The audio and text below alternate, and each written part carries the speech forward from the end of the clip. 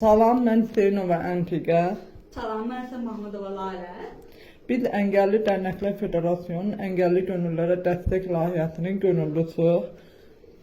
Biz bu günlərin uşaqlara, yəni buradakı öğrencilərə yemək dağıtacağıq. Və bugün bizə hər gün olduğu üçün haftanın 5 günü yemək gəlir və bu yeməkləri öz növbəmizdə dağıtırıq. Hər növbəyə 2 nəfər düşür və biz bu günlərin Əntiqə ilə mən düşmüşəm. Bu günlərin biz yeməkləri dağıtacağıq və bizə bu günlərin gələn yeməklər bunlardır. Deməli, ətli haşlamadır,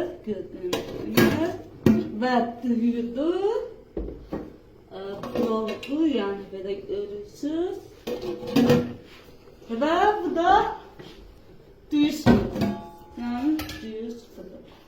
Bizim yeməklərimiz bunlardır və biz bu yeməkləri uşaqlar indi gələcək və biz onlara ikram edəcəyik, yəni yemək verəcəyik.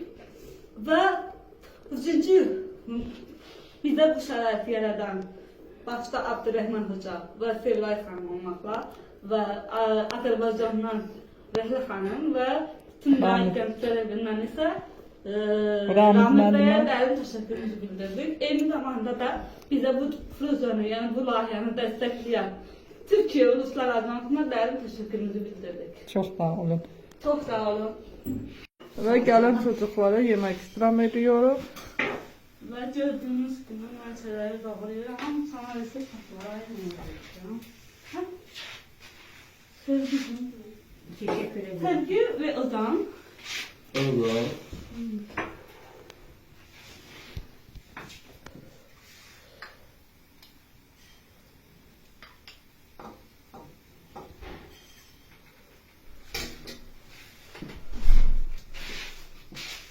Ozan mı? Tarifini yapıyorum. Teşekkür ederim. Ve Çalışabilir çok. nasıl? Geçti mi başım?